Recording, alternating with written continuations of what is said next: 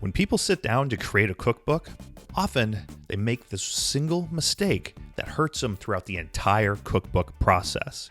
It's an easy mistake to make, and almost everyone makes it. But once you know how to avoid it, your chances of success are going to skyrocket. I'm going to share with you what it is and show you how to avoid it when you put out your next cookbook. Hey there, I'm Jason Logston, and this is Makin Bacon, helping you serve your fans, grow your income, and get the most out of your blog. Today I want to talk to you about the goals of publishing a cookbook.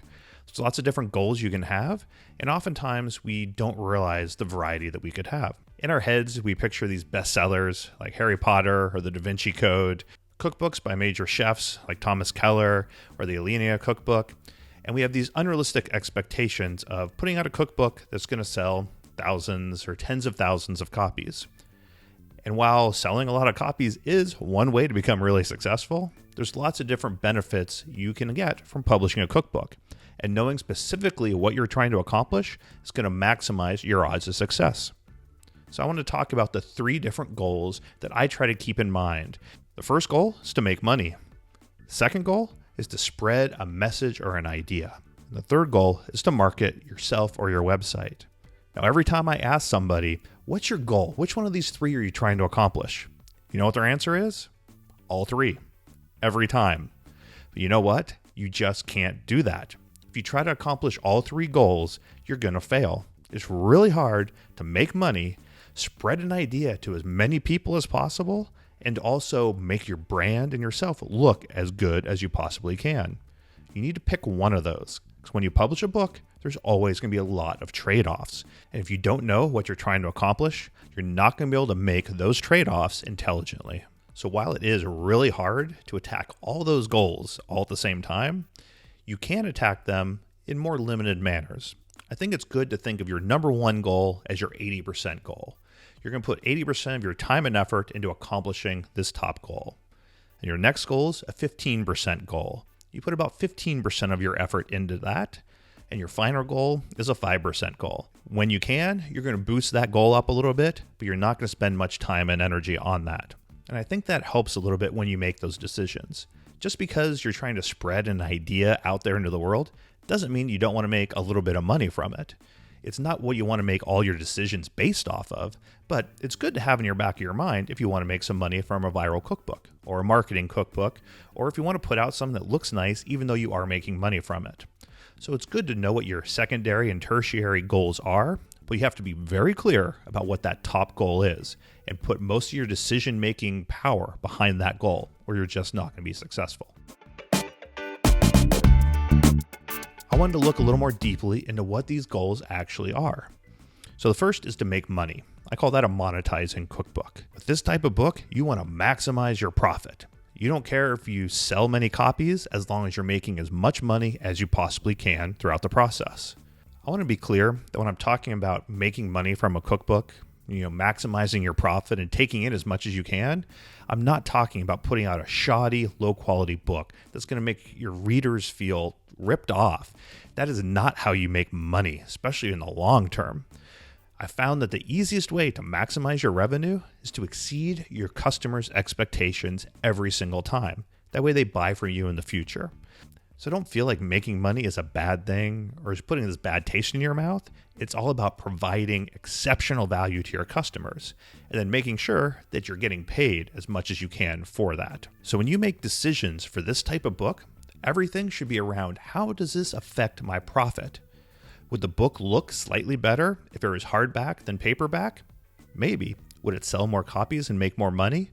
Probably not. So you're not going to do it. If full color, glossy photos aren't going to increase your profit, then they don't need to be in the book. Again, you're going to be honest with your readers. My first 5 cookbooks were black and white. And you know how many people complained about it? About 1% of buyers complained about them being black and white. And that 1% were the ones that didn't read my intro on Amazon that said, hey, this is black and white. Because I was upfront to everyone. I'm very clear about what I'm selling and what I'm offering.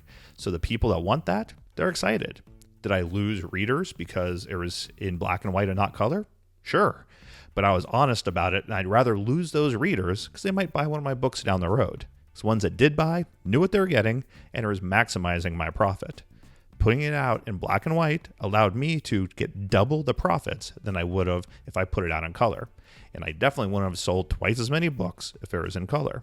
It can be hard making these trade-offs, but you need to make sure that every decision is about how it's going to impact the bottom line. And again, if I put out a crappy book, it's not maximizing my profit because none of those people would ever buy from me again. So you're putting out a great product, but every decision is about how it affects the bottom line. When you price a book like this, you're all about trying to maximize the overall income that you're getting in. So selling 4 copies at $25 a piece is just as valuable as selling 10 copies at $10 a piece. And that's not true for some of the other goals. But for maximizing your profit, it doesn't matter how many you sell as long as you're maximizing the overall intake of money.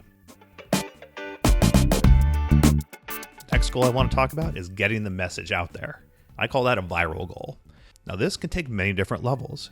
Maybe you're trying to expand your brand, so you want to get it out there, but you still want to make a little bit of money. Or maybe this is a cause that's dear to your heart, and all you care about is spreading the word and getting it in front of people's hands. You can approach those differently, but a lot of the trade-offs will be the same, so I lump them into this same category. The biggest way to spread your idea is usually to reduce the price as much as possible. So ironically, a lot of the decisions that you'll make for a successful viral cookbook are the same as you would make for a monetizing cookbook. But for a monetizing cookbook, you're going to be increasing that price as much as you can to make a profit. For a viral one, you're going to be lowering that price to get the book into as many people's hands as possible. As I said, this might be something you're trying to get your brand out there and still make a little bit of money. So maybe you set yourself a profit per book that you're looking at, maybe $2 a book profit. And you know that if you're really trying to push it with a monetizing cookbook, you could make $6 or $7, but you know you want to get this into as many people's hands as possible. So you set it at 2 and everything else goes to lowering the price.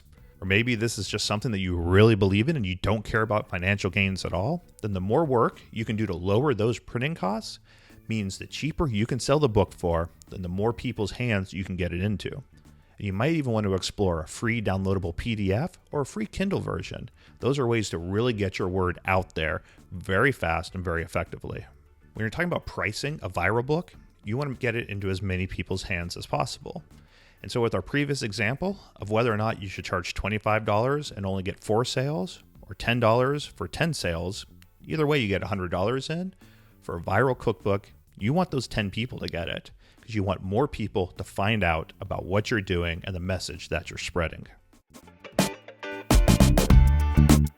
The third goal is marketing yourself and your brand. This is all about promotion. Sales don't matter. Getting it into a lot of people's hands don't matter. All that matters is that the right people are seeing this and it's making you look good to them. There are many different reasons to create a marketing cookbook. Maybe you're a food photographer and you want clients to see what you can do. And so you can send them this book and say, hey, here's my portfolio. It's an entire cookbook I did. And that's going to set you apart from other food photographers trying to get similar jobs. Maybe you'd like to sell a book that's going to be traditionally published. Putting out one as a marketing tool that's going to really show the type of things that you can do, it's going to make you stand out from all the other food bloggers out there because they're going to know that you know what goes into a book, that your photography is solid, that your writing's good, and that working with you is going to be different than working with someone that's never gone through this process before. And maybe you want to work with different companies, being a brand ambassador and being really the face of their company. Putting out a cookbook shows the type of quality work you can do, and you can show them and say, this is something that I can do for you that other bloggers can't. This is what sets me apart. All the decisions that go into a marketing cookbook are all about how is this going to make me look to the group of people I'm trying to impress. So profit doesn't matter, and spreading your word doesn't really matter. All that matters is getting it into the right people's hands. And many marketing cookbooks are never even sold to the general public.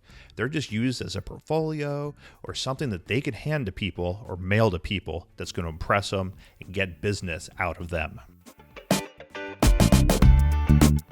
As I mentioned earlier, deciding on what your goal is super important. You can't do all three. It is good to keep the secondary and tertiary goals in mind because, just because you're trying to make money doesn't mean you might not want to use this as a marketing book, or you might not want to spread your word.